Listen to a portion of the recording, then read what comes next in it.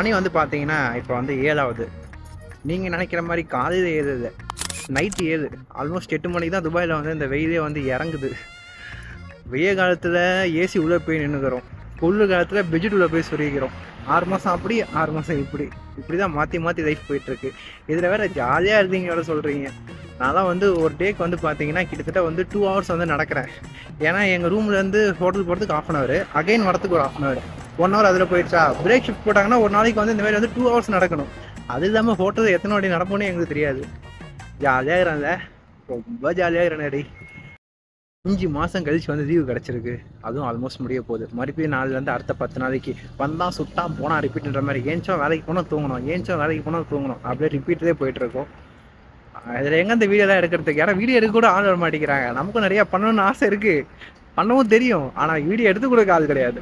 Okay fine, நீங்கள் வந்து மறக்காம நம்ம சேனலை வந்து ஃபாலோ பண்ணிக்கோங்க.